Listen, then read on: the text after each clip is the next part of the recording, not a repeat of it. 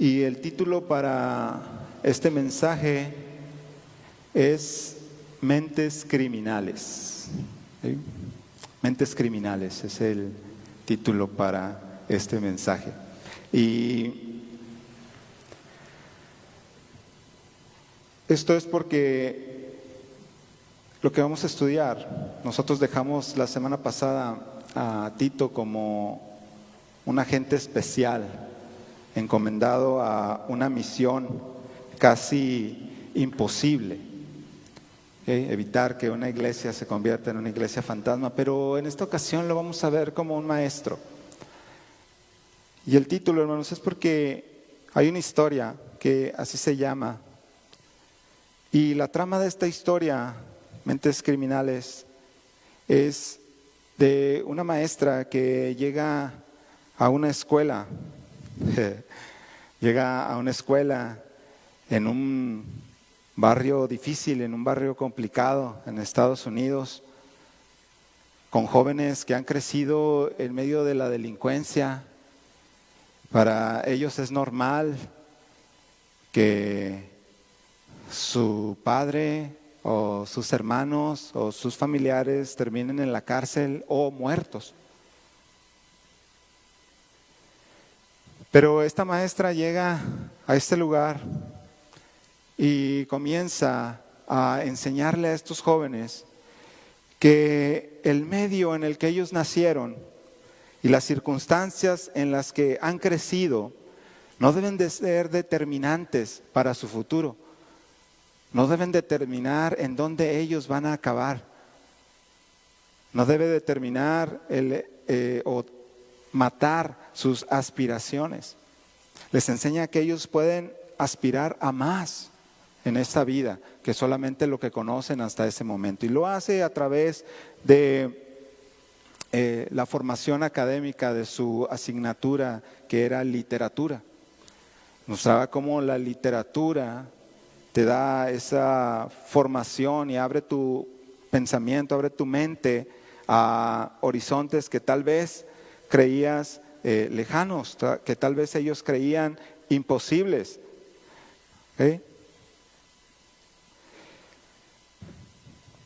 Y los anima y los adentra en este mundo de los escritores y los libros, y los muchachos se animan y la historia de ellos en lo particular va cambiando, paso a paso va cambiando.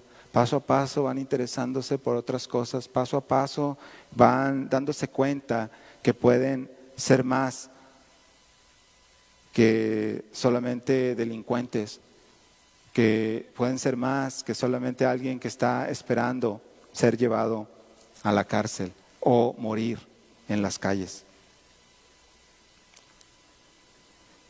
Y hermanos, Pablo estaba preocupado por la iglesia de Creta. Ellos recibieron el evangelio, pero les faltaba crecer en el conocimiento de la gracia de Dios.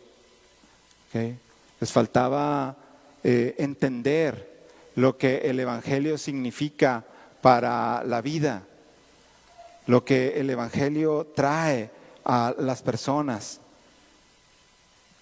lo que Cristo trae a la vida de las personas. Así es que si dejamos a Tito la semana pasada como un agente especial, con una misión especial, hoy lo vamos a ver como un maestro de la gracia de Dios, como un maestro de cómo el evangelio impacta la vida de las personas. Porque en el capítulo 2 de Tito, hermanos, podemos ver que este joven pastor está siendo encomendado por el apóstol Pablo, está siendo encomendado por el apóstol Pablo a enseñar desde las bases fundamentales. Versículo 1 dice: tú habla lo que está de acuerdo con la sana doctrina, y empieza a hablar acerca de instrucciones para con la familia. Y primero considera a los ancianos, dice que los ancianos sean sobrios, y no está hablando de los ancianos de capítulo 1, está hablando de los líderes de las casas, de los cabeza de hogar, de los varones.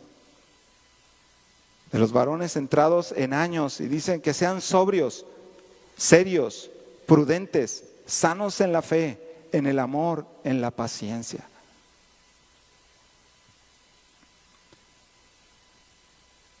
Y luego va con las hermanas.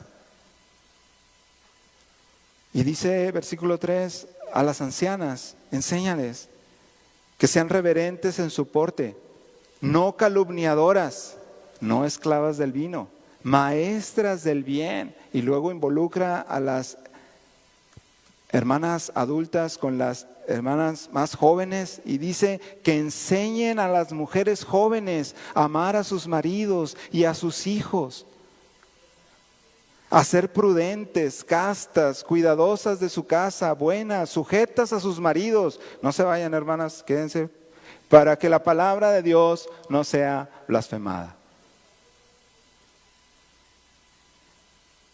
Tito tenía que enseñar a los ancianos a tener un comportamiento ejemplar. Tito tenía que enseñar a las ancianas a tener un comportamiento ejemplar para que fueran maestras del bien a las más jóvenes. Pero también le habla a los muchachos y dice, exhorta a sí mismo a los jóvenes a que sean prudentes. Y como maestro, le dice el apóstol Pablo, preséntate tú en todo como ejemplo de buenas obras, en la enseñanza, mostrando integridad, seriedad, palabra sana e irreprochable, de modo que el adversario se avergüence y no tenga nada malo que decir de vosotros. Vaya tarea, hermanos, la que tenía Tito acá. Tenía que enseñarle a los hermanos de Creta, desde el círculo más íntimo que es la familia, a cómo debían comportarse ahora que eran creyentes. Que lo que ellos creían que era un hogar y una forma de llevar un hogar antes de conocer al Señor, no debía marcar el destino de sus hogares hoy que conocían a Cristo.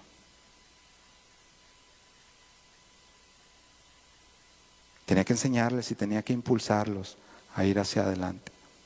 Pero también, hermanos, en este trabajo de enseñar un estilo de vida que refleje a Cristo, también lo hace en una de las esferas que nos es familiar a todos, en las esferas del trabajo secular. Hoy en día podemos decir de la oficina, ¿ok?, de la fábrica, sea cual sea el lugar donde prestemos nuestros servicios como empleados. Dice el versículo 9, exhorta a los siervos, y no habla de los siervos de Dios, habla de los trabajadores que están al servicio de un amo, o que incluso son propiedad de alguien, y son esclavos. Dice, exhorta a los siervos a que se sujeten a sus amos, que agraden en todo, que no sean respondones, aunque les pidan el reporte del mes anticipado.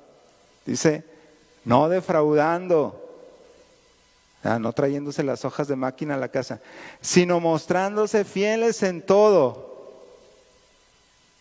En todo. En todo lo que tiene que ver con el trabajo. En forma de broma alguien decía, oren por mí porque el enemigo está atacando. Me corrieron del trabajo. ¿Y por qué te corrieron? Porque me encontraron leyendo la Biblia. Eso es una persecución ahí en el trabajo. No, mijo, no te pagan para leer la Biblia en el trabajo, te pagan para trabajar.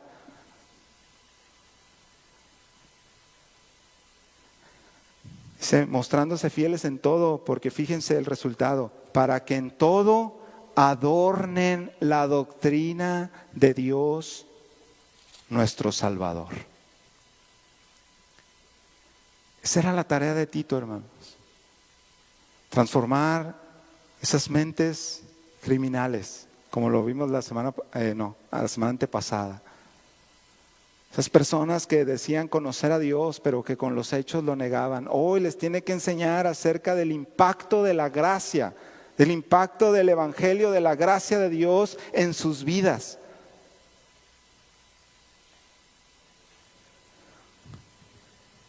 Les tiene que enseñar que la gracia es una herramienta de Dios para instruirlos en cuanto a la vida de piedad, que Dios espera de ellos y de nosotros también, de cada uno de los cristianos.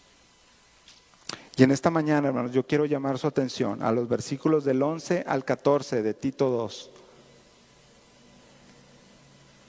Porque esta es la razón.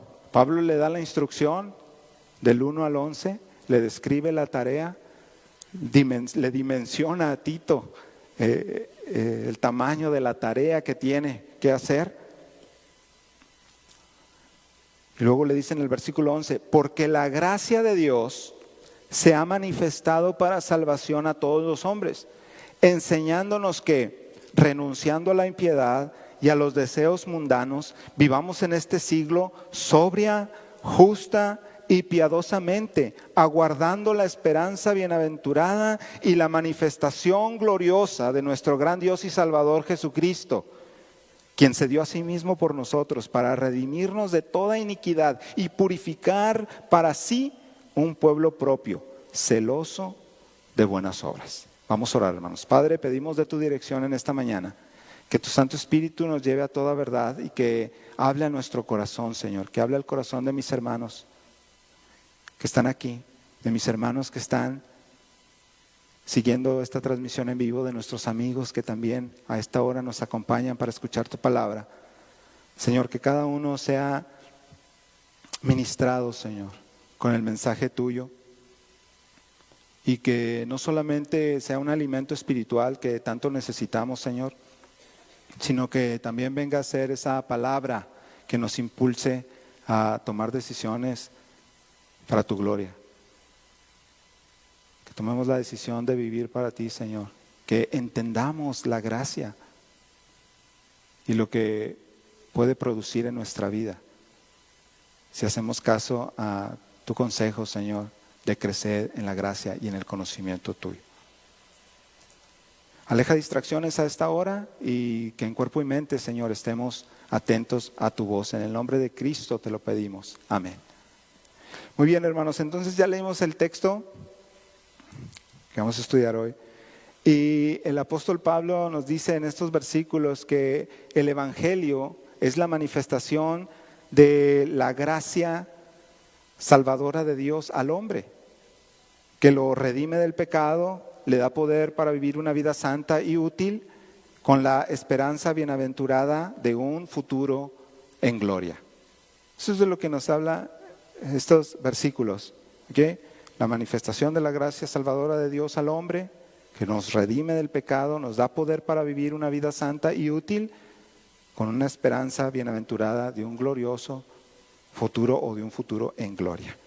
Entonces, hermanos, en esta mañana, todos los que vamos a escuchar la palabra de Dios, tenemos que reconocer la verdad de que hemos recibido de Dios el regalo de la salvación y que Él usa la pedagogía de la gracia para enseñarnos a ser un pueblo santo, un pueblo celoso de hacer lo bueno, un pueblo que promueve una vida de piedad bajo la perspectiva de un glorioso futuro en la eternidad con Dios. Eso es lo que usted y yo tenemos que aprender en esta mañana y tenemos que reconocer esa verdad. Dios nos ha redimido del pecado, nos ha regalado la salvación.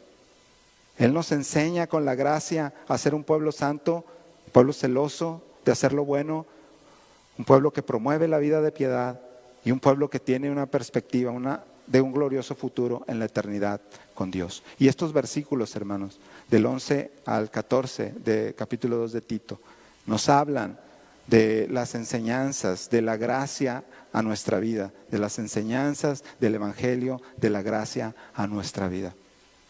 Y en primer lugar, yo quiero poner en su mente, en su corazón, una definición de lo que la gracia es.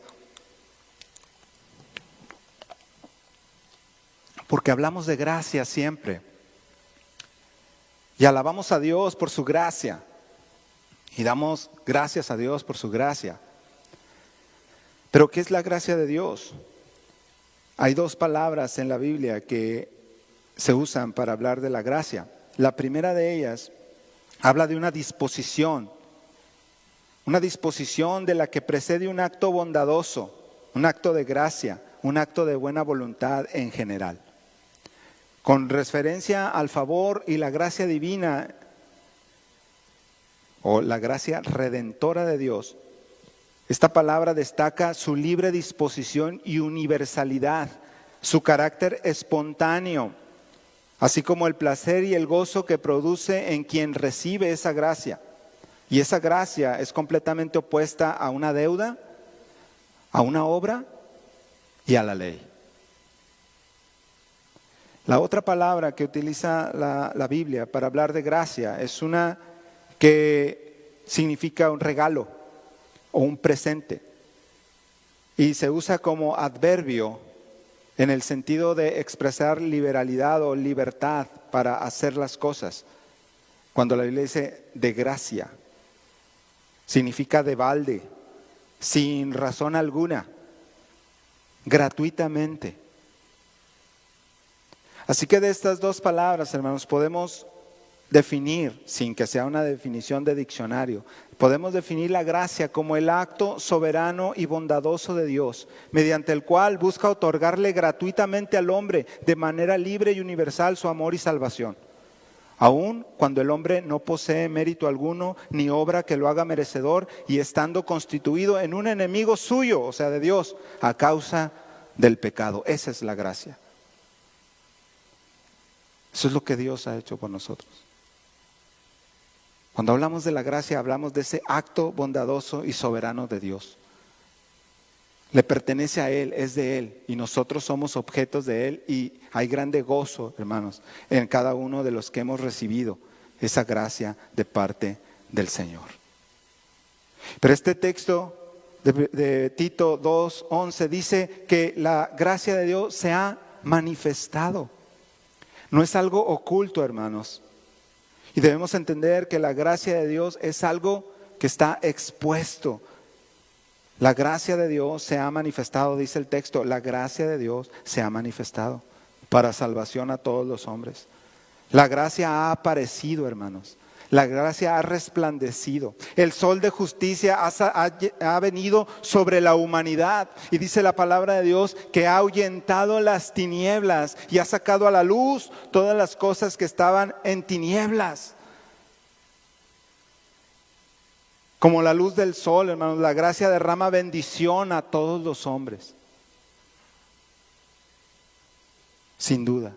Pero dice la palabra de Dios que los hombres aman más las tinieblas que la luz que trae la gracia, porque sus obras son malas. Pero no debemos tener duda, hermanos, la gracia de Dios se ha manifestado. La gracia de Dios vino a nosotros, y no porque la mereciéramos, hermanos. No merecíamos la gracia de Dios. Es más, la gracia de Dios no se ha manifestado siquiera porque la necesitábamos. Que es cierto, la necesitamos, pero no vino por eso, no se manifestó por eso. Tampoco se manifestó en respuesta a nuestras oraciones de que la gracia fuera manifestada, no.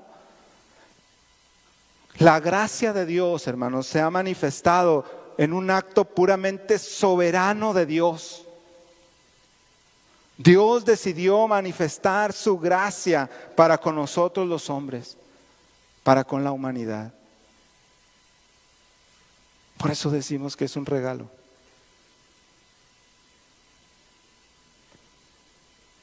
Y hermanos, en cuanto a esta manifestación de la gracia, debemos entender que es en Cristo en quien Dios ha manifestado su gracia. No es en las bendiciones que Él puede dar, ¿ok? No es en las riquezas que Él puede otorgar. Es en Cristo en quien Él ha manifestado su gracia. Gálatas 4:4 dice: cuando vino el cumplimiento del tiempo, Dios envió a su Hijo. Cuando Pablo dice, la gracia de Dios se ha manifestado, debemos recordar esto: en el cumplimiento del tiempo, Dios envió a su Hijo a este mundo. La mayor manifestación de gracia y amor de parte de Dios. Juan 1:14 dice: y aquel verbo, el que era en el principio, el que estaba con Dios desde el principio y quien era Dios mismo desde el principio, dice, aquel verbo fue hecho carne y habitó entre nosotros y vimos su gloria, gloria como del unigénito del Padre, lleno de gracia y de verdad. de todas las cosas que podían sorprender al apóstol Juan para hacer una descripción de la encarnación de Dios en la segunda persona de la Trinidad, que es el Hijo de Dios, él resalta, Él es lleno de gracia, lleno de favor para con nosotros, de favor inmerecido para con nosotros. Conocemos el versículo de oro de la palabra de Dios, Juan 3:16. Dice, Dios amó de tal manera al mundo que ha dado, ha regalado, ha ofrecido a su Hijo, para que todo aquel que en Él cree no se pierda, mas tenga vida eterna, como un regalo de gracia. Es la manifestación de la gracia de Dios, hermanos.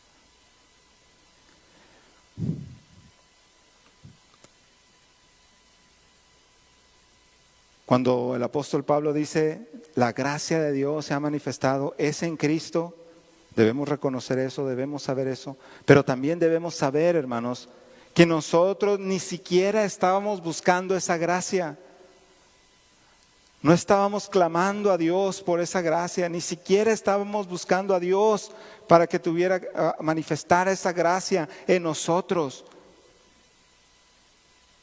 Dios de manera soberana manifestó su gracia en Cristo. Lucas 19:10 dice, el Hijo del Hombre vino a buscar y a salvar lo que se había perdido. Pero síganme en este texto, hermanos. Romanos 3:10 al 12. Es la condición real del hombre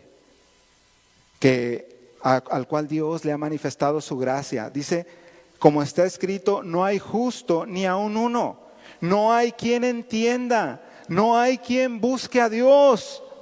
Todos se desviaron, a una se hicieron inútiles, no hay quien haga lo bueno, no hay ni siquiera uno que busque a Dios. Es lo que dice este texto. Así que Pablo le dice a Tito, enséñale a los hermanos en Creta que la gracia de Dios se ha manifestado en Cristo. Y si ellos han conocido a Cristo, deben entender que ni siquiera ellos estaban buscando la gracia de Dios. ¿Cómo es posible que continúen sin buscar esa gracia cuando ya le conocen? ¿Cómo es posible que sigan en esa misma condición de estar desviados, de ser inútiles, de no haber quien haga lo bueno? Porque acuérdense, los dejamos cuando dijo de ellos, profesan conocer a Dios, pero con sus hechos lo niegan.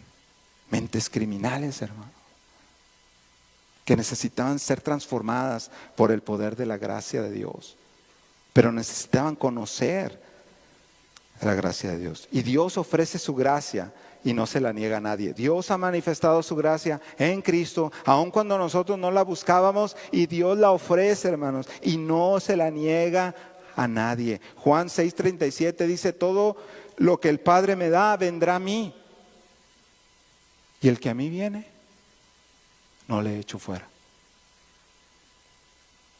Gracia, hermanos, pura gracia.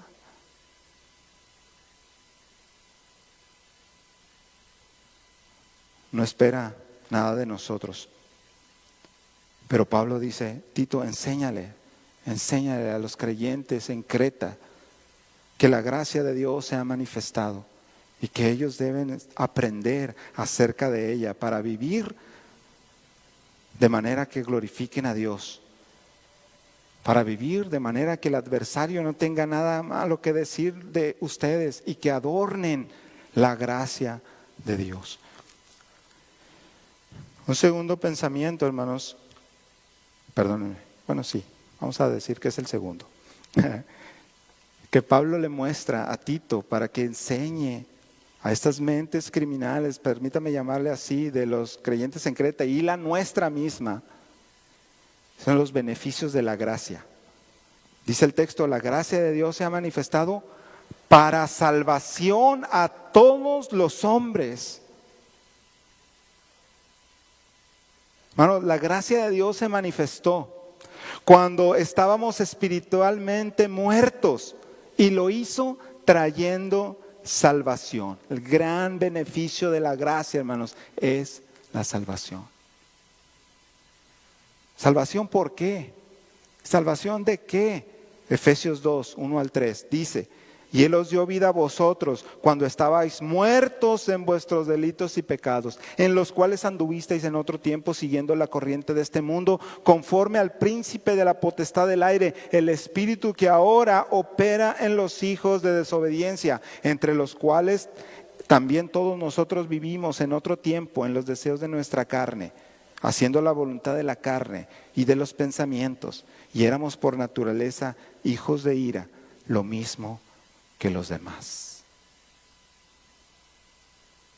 Cuando dice que la gracia se manifestó para salvación, hermanos, es porque Cristo vino a darnos vida cuando estábamos muertos.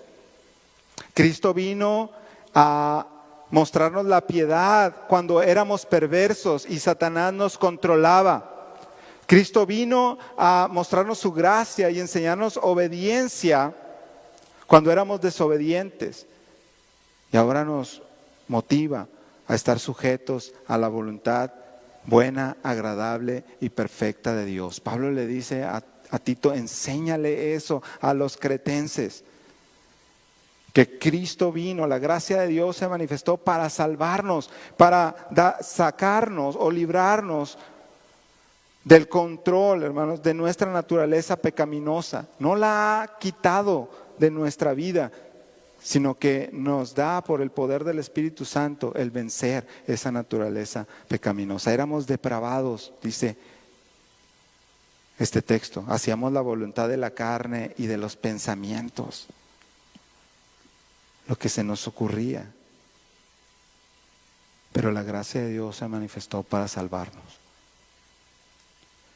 Dice versículos 5 al 9 de Efesios 2: pero Dios, que es rico en misericordia, por su gran amor con que nos amó, aun estando muertos en pecados, nos dio vida juntamente con Cristo. Por gracia sois salvos, y juntamente con Él nos resucitó, y asimismo nos hizo sentar en los lugares celestiales con Cristo.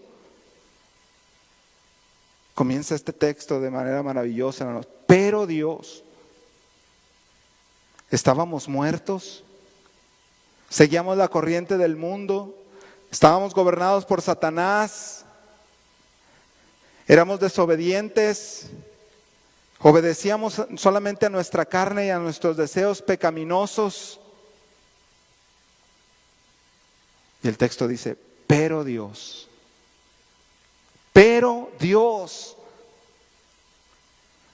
Pablo le dice a Tito: enséñales que tal vez su vida fue de una forma antes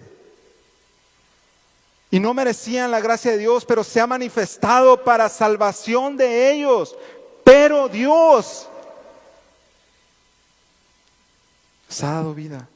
Hermanos, gracias al Señor por este pero Dios. Porque no solo es para los cretenses, es para usted y para mí. Vemos a Dios actuando en este pero. Dice el apóstol Pablo: pero Dios, rico en misericordia, en amor, estando muertos, nos dio vida juntamente con Cristo, y por gracia somos salvos. Nos ha dado vida con Él y nos sentó en los lugares celestiales con Cristo. No teníamos mérito alguno, hermanos. Es más, teníamos deméritos, ya habíamos llenado la boleta de deméritos para recibir la gracia de Dios. Pero Dios, dice Pablo, pero Dios, dice la Escritura, ese gran pero, hermanos, es de misericordia. Ese pero es de amor. Ese pero es de bondad. Y le dice Pablo: Tito, dile a los cretenses, pero Dios los ha salvado. Su vida anterior no tiene que determinar la forma en la que viven la vida cristiana. Tienen que vivir en piedad. Tienen que dejar que la gracia les enseñe a vivir en piedad. Ese pero es recurrente, hermanos, en la Escritura y con el apóstol Pablo. Y le dice a Tito, pero cuando se manifestó la bondad de Dios nuestro Salvador y su amor para con los hombres, nos salvó. Dice, no por obras de justicia que nosotros hubiéramos hecho, sino por su misericordia, por el lavamiento de la regeneración y por la renovación en el Espíritu Santo.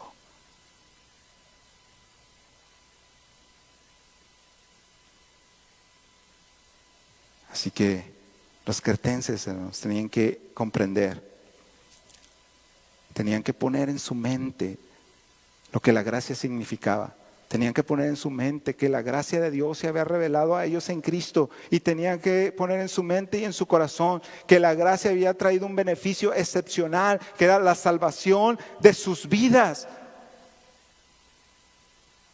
como lo ha hecho Dios con nosotros. Y tenemos que poner eso en nuestra mente y en nuestro corazón también, hermanos, y dejar de ser esas mentes criminales que creen que nuestro pasado sin Cristo ha de determinar nuestro presente y nuestro futuro, aun cuando ya somos creyentes.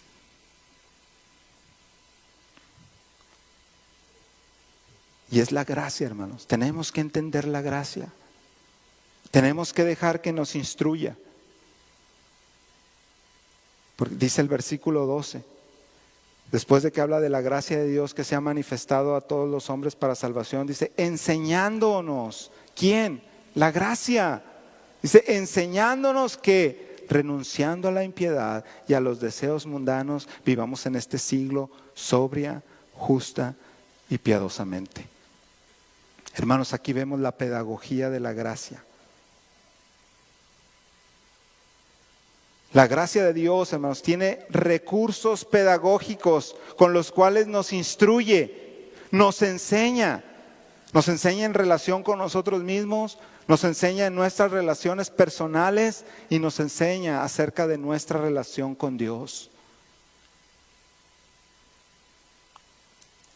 Pablo le dice a Tito, muéstrale que la gracia nos enseña una vida de abnegación. Dice, enseñándonos que renunciando a la impiedad. ¿Qué es la impiedad, hermanos? Cuando dice Pablo, renuncien, niéguense a la impiedad. Es negarnos a vivir una vida sin tomar en cuenta a Dios. Impiedad es el antónimo de piedad. ¿Okay? Dice Pablo, hay que negarnos a vivir una vida sin tomar en cuenta a Dios. Hay que repudiar cualquier tipo de conexión con una vida de iniquidad alejada de Dios.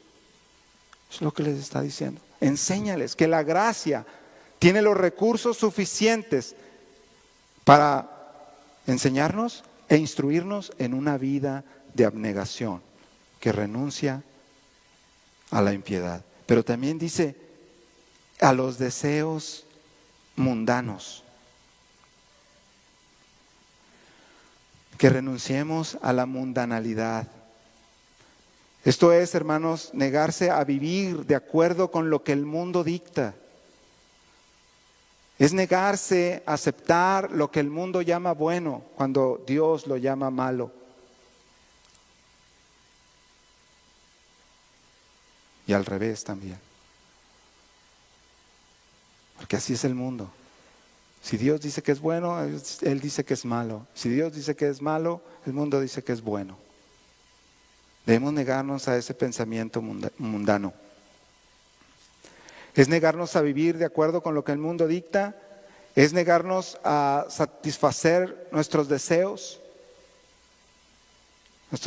más bajos y pecaminosos, que como ave de carroña, hermanos, se alimenta de las cosas corruptas de este mundo. Es lo que está diciendo Pablo a Tito. La gracia de Dios se ha manifestado. La gracia de Dios, tú has sido objeto de la gracia de Dios. Hemos sido objeto de la gracia de Dios, dice Pablo. Que dejen que la gracia les enseñe a vivir de manera piadosa. Que dejen que la gracia les enseñe a vivir una vida santa, alejado de la mundanalidad. Una vida de piedad, en una sola palabra. Enseñando que renunciando a la impiedad y a los deseos mundanos, vivamos en este siglo sobria, justa y piadosamente. El Evangelio, hermanos, insiste en la conexión inseparable entre lo que creemos y nuestro carácter, nuestra conducta. Acuérdense cómo dejamos a los cretenses la ocasión anterior. Profesan conocer a Dios, pero con sus hechos lo niegan.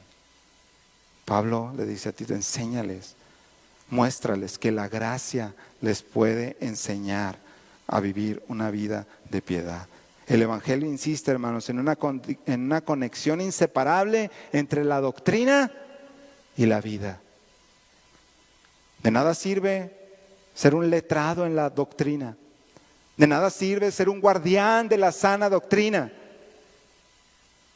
si esa doctrina no impacta nuestra vida y nos ayuda a vivir para Dios. La gracia nos enseña, hermanos, y nos exige el dominio propio en un mundo donde el pecado es el estado normal de las cosas. Es en serio. Hoy, hermanos, hoy en día, voy a sonar anticuado y también ya avanzado en edad. Porque cuando uno comienza la plática, en mis tiempos, no, ya no hay más para ti. En mis tiempos, hermanos, nos asustaban diciendo, si fumas es pecado, es una cosa mala. Hasta si bailas, cosa mala, es pecado, te vas a ir al infierno. Y nos asustábamos. Hoy usted le dice a alguien, fumar es malo. Lo menos que hará en su cara será reírse. No sabe ni qué cosa es pecado, hombre. Ya los estándares han bajado mucho, hermanos. Y claro, a lo mejor estoy exagerando con esto. Pero de verdad, en este mundo el estado normal de las cosas es el pecado. Y una vida de piedad es completamente contraria a este mundo. Bueno, pues eso es lo que Dios exige de nosotros. Es lo que la gracia nos enseña a ser. Creyentes piadosos, que vivimos con sobriedad, con rectitud y con santidad, hermanos. Aún en medio de una constante represión y presión del pecado y del mundo. Aún cuando todo a nuestro alrededor pretende estimularnos y ejercer la fuerza suficiente para hacernos caer.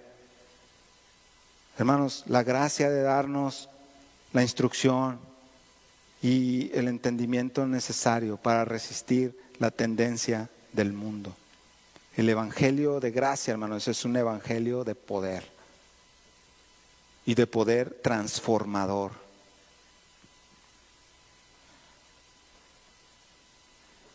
Pero no solamente nos enseña eso, hermanos. No solamente nos enseña a vivir una vida de piedad.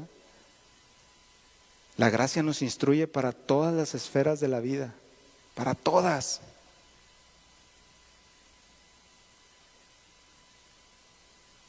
La gracia nos enseña cómo llevar nuestra vida personal, cómo llevar nuestro matrimonio, la crianza de nuestros hijos, el servicio a Dios, nuestro trabajo. Y eso es lo que Tito iba a hacer con estos hermanos de Creta. Les iba a enseñar, a mostrar cómo la gracia nos instruye para cada esfera de la vida, hermanos. Porque de esa manera las circunstancias podrán cambiar, las presiones del mundo pueden aumentar, pero nosotros estaremos firmes en renunciar a la impiedad y a los deseos mundanos y a vivir en este siglo sobria, justa y piadosamente. Pero también cuando las circunstancias cambien, hermanos, si estamos bien instruidos por la gracia, podemos enfrentar cualquier cosa. Aún pasar por el valle de la sombra de la muerte. Imagínese la peor situación que usted puede vivir. Si la gracia de Dios nos ha instruido, hermanos, podremos permanecer firmes. Pero necesitamos atender y tomar todo el consejo de Dios. Y Dios nos dice, antes bien, creced en la gracia y en el conocimiento de nuestro Señor y Salvador Jesucristo. A esa gloria, ahora y hasta el día de la eternidad. Amén.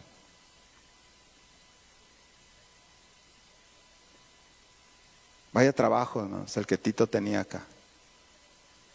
Los cretenses tenían que dejarse enseñar por la gracia. Que la gracia transformara esas mentes criminales. Pues la gracia tiene ese mismo trabajo con nosotros, hermanos. Enseñarnos en todas las esferas de la vida cómo el Evangelio debe impactar y debe transformar nuestras mentes, nuestro corazón, para vivir, para glorificar a Dios. Y el apóstol Pablo, hermanos, termina con una esperanza y un propósito. La esperanza de la gracia. Dice, aguardando la esperanza bienaventurada y la manifestación gloriosa de nuestro gran Dios y Salvador Jesucristo. Hermanos, la esperanza de la gracia es una esperanza reforzada por la seguridad del retorno de Cristo en gloria. Y por eso tiene una doble bendición, porque eso es lo que significa bienaventurada. La esperanza que tenemos, hermanos, está fundada en la primera venida de Cristo, cuando murió, fue sepultado y resucitó por nuestros pecados y al recibirle en nuestro corazón por la fe tenemos perdón de pecados, salvación, vida eterna. Pero esa esperanza, hermanos, crece y es bienaventurada por la perspectiva de la gloria del regreso de Cristo. ¿Usted cree en el regreso de Cristo? ¿No? Habrá que enseñar acerca del regreso de Cristo. ¿Usted cree en el regreso de Cristo? Dice el apóstol Pablo, tenemos que tener una perspectiva de vida, esperando la manifestación gloriosa de nuestro gran Dios y Salvador Jesucristo, quien con el esplendor de su majestad, hermanos, nos transformará a todos, si vivimos. Y si estamos muertos, vamos a resucitar. Y seremos como Él, dice el apóstol Juan, porque le veremos tal como Él es. Vamos a participar de esa gloria, todos los que somos salvos, los que esperamos y anhelamos su venida, hermanos. Y nuestra esperanza entonces tendrá su máxima realización. Pablo les dice a Tito, recuérdales a los hermanos en Creta que la gracia tiene una esperanza que trasciende a esta vida. Que la gracia nos lleva a la gloriosa presencia de Dios en la eternidad, a la maravillosa comunión eterna con el Padre, el Hijo y el Espíritu Santo. Con Dios, hermanos. Y esa esperanza será cumplida cuando Cristo se manifieste. Y entonces será realidad lo que el Señor les dice a los apóstoles allá en Juan 14. Vendré otra vez, los tomaré a mí mismo, para que donde yo estoy, ustedes también estén. Y nosotros también estaremos con Él, hermanos. La gracia se ha manifestado, hemos sido objetos de la gracia, hermanos. Y la gracia tiene una esperanza. Somos instruidos por la gracia y la gracia tiene una esperanza bienaventurada. Y un último pensamiento ya para irnos, hermanos, el propósito de la gracia. Dice el versículo 14, quien se dio a sí mismo por nosotros, para redimirnos de toda iniquidad y purificar para sí un pueblo propio, celoso de buenas obras. Hermanos, el propósito, el objetivo de la redención no era solamente librarnos de la esclavitud y del castigo del pecado, sino también de todo el poder del pecado, de contaminación del pecado. Con este propósito Cristo se entregó, hermanos, en la cruz por usted y por mí y por los hermanos a los que Tito tenía que instruir. Y es el mayor regalo jamás otorgado por el cielo y jamás recibido por la tierra. Cristo se entregó por nosotros. Esa gracia manifestada de Dios es Cristo tomando nuestro lugar en la cruz y resucitando, hermanos, para darnos la victoria sobre la muerte, sobre el pecado. Primera de Pedro 1, 18 y 19 dice, sabiendo que fuisteis rescatados de vuestra vana manera de vivir, las cuales recibisteis de vuestros padres, no con cosas corruptibles como oro o plata, sino con la sangre preciosa de Cristo, como de un cordero sin mancha y sin contaminación.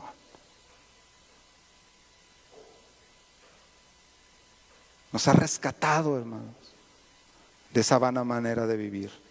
Pablo le dice a Tito, enséñale a los cretenses que Dios no solamente nos ha rescatado del pecado, sino también de su influencia. Dice, cuánto más, Hebreos, cuánto más la sangre de Cristo, el cual mediante el Espíritu eterno se ofreció a sí mismo sin mancha a Dios, limpiará vuestra conciencia de obras muertas para que sirváis al Dios vivo. Es el poder, hermanos, redentor de Cristo. Nos ha librado de la influencia del pecado y nos hace productivos, hermanos. Efesios 2:10, porque somos hechura suya creadas en Cristo Jesús para buenas obras, las cuales Dios preparó de antemano para que anduviésemos en ellas. La gracia, hermanos, no solamente tiene el propósito de salvarnos, de limpiarnos de la contaminación del pecado en nuestras vidas. Es más, la gracia no solo tiene el propósito de llenar el cielo de personas salvas, no. El propósito de la gracia, hermanos, es llenar esta tierra con personas que marquen la diferencia durante su peregrinar hacia la eternidad. Y Pablo le dice a Tito, enséñale a los cretenses que la gracia los puede instruir en ese sentido. Vidas que agraden a Dios. No solamente los lleva al cielo, quiere que sean influencia, marquen una diferencia, sean luminares en este mundo. Vidas piadosas, que sepan que Cristo los ha redimido de esas mentes criminales en las cuales crecieron. Hermanos, lo que Dios ha hecho por nosotros, nadie más lo puede hacer. Manifestó su gracia, nos enseña esa gracia a vivir en piedad. La manifestación de la gracia de Dios es Cristo, quien se dio a sí mismo por nosotros, para redimirnos de toda iniquidad, para hacernos un pueblo de Dios, una posesión de Cristo en santidad, purificar para sí un pueblo propio. Se entregó para hacernos fructíferos, hermanos, celosos de buenas obras. Y también nos hace un ofrecimiento de salvación. Independientemente de nuestra condición moral, todos los hombres necesitamos la gracia de Dios. Y Dios ama a todos, por eso Cristo, la manifestación de su gracia, murió por todos. Así que en primer lugar, lo que Dios espera de nosotros, sus hijos, es que tengamos una aversión a la impiedad y a las concupiscencias mundanas, que nos neguemos a caer en sus garras. Algo más que Dios espera de usted y de mí como sus hijos es que vivamos una vida de piedad, que seamos sobrios, justos, piadosos en medio de este mundo que está en pecado, que está en tinieblas. Otra cosa que Dios espera de usted y de mí como sus hijos, que anhelemos la esperanza bienaventurada que tenemos en Cristo, pero que vivamos en consecuencia a la esperanza que tenemos en Cristo. Hace mucho exageraban este punto. Pero hermanos, yo quiero que lo tomemos en dimensiones correctas. Antes nos lo decían para regañarnos, pero hoy tenemos que tomarlo como un principio de vida. Antes nos decían, si el Señor viene, ¿qué te va a encontrar haciendo? Si el Señor viene, ¿dónde te va a encontrar? Si el Señor viene, ¿qué vas a estar diciendo? Hermanos, los apóstoles, la iglesia primaria, las primeras iglesias, y es lo que Pablo quiere que Tito le enseñe a la iglesia de Creta, vivían bajo una perspectiva del retorno de Cristo. Y eso los impulsaba a vivir para Dios. Eso es lo que Dios quiere de nosotros. Que esa esperanza bienaventurada, hermanos, impulse a cada uno de nosotros a vivir para el Señor. Esa es la invitación para nosotros. Pero para nuestros amigos que nos ven, la invitación de Dios es a salvación. Dios ya manifestó su gracia, independientemente si la merecíamos o no, y ahora te la ofrece. La gracia de Dios se ha manifestado para salvación a todos los hombres, y eso te incluye a ti, como nos incluyó a nosotros que ya hemos creído. Vamos a orar, hermanos, en esta mañana. Padre, gracias por tu palabra. Gracias por tu amor manifestado en Cristo. Agradecemos, Señor, la manifestación de tu gracia, de tu regalo inmerecido para con nosotros. Ahora te pedimos que como tus hijos podamos permitir, Señor, que nuestra mente y nuestro corazón sean transformados por la instrucción que la gracia quiere dar a cada uno. Que renunciemos a la impiedad, que renunciemos a la mundanalidad, Señor. Que vivamos con una perspectiva de que tú vas a regresar por nosotros. Y que seamos celosos, Señor, de las cosas buenas, de hacer las cosas buenas. Recordando siempre, Señor, que somos propiedad tuya, que tú nos redimiste, que tú nos rescataste, que ahora todo lo que somos y tenemos te pertenece a ti. Pero, Señor, en una sola expresión, ayúdanos a vivir vidas piadosas. Que la mente criminal que teníamos, Señor, pensando que eso iba a determinar nuestro futuro, de verdad sea transformada, Señor, por el poder y la obra de tu gracia, tu Espíritu Santo en nuestra vida. En esta mañana, Señor, la primera invitación es para nosotros que somos tus hijos. Que en verdad dejemos que la gracia nos instruya y crecer en ese conocimiento, y que todas las esferas de nuestra vida sean influenciadas, Señor, por la obra de tu gracia, y que entonces vivamos en consecuencia a ellos, Señor. Es el primer compromiso que queremos hacer contigo, como tus hijos. Y si alguien se une a mí en este compromiso, yo te invito a que te pongas de pie y vamos a orar. Vamos a terminar esta oración orando unos por otros. ¿Quién dice, yo quiero vivir para Dios? Entiendo lo que Pablo quería que Tito le enseñara a los cretenses, y es una enseñanza para mí también. Nuestra mente criminal tiene que ser transformada, nuestra vida antigua tiene que ser desechada y abrazar la nueva vida que el Evangelio de la gracia ha producido. ¿Quién dice, yo quiero, hermano? Ponte de pie y vamos a orar al Señor. Dios te bendiga. ¿Quién dice, yo quiero comprometerme con el Señor a vivir vidas? Una vida que le agrade, que la gracia me enseñe.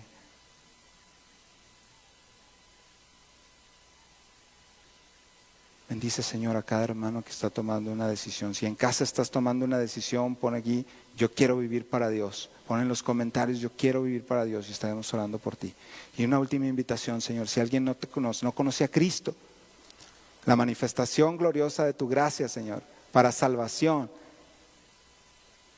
En esta mañana lo invitamos a que abra su corazón a Cristo. Te invitamos a ti, amigo, que nos estás viendo y nos sigues en cada transmisión. Abre tu corazón a Cristo. Hoy es tu oportunidad. Tu pasado no ha de determinar tu futuro. Cristo, la presencia de Cristo en tu vida ha de determinar tu futuro y tu presente para vivir para Dios. Si alguien quiere recibir a Cristo, déjanos un mensaje y yo quiero recibirle, o mándanos un mensaje en privado y danos esa bendición de poder ayudarte a tomar esta decisión que trasciende la eternidad. Gracias, Padre, por tu palabra, gracias por la paciencia y atención de mis hermanos, y Padre, que tu Santo Espíritu haya hablado a nuestros corazones en esta ocasión, y te pedimos que nos ayudes a meditar en este mensaje durante los siguientes días y poder tomar esas decisiones, Señor, que son adecuadas para nuestra vida. Te lo pedimos en el poderoso nombre de tu Hijo, nuestro Salvador, Cristo Jesús. Amén.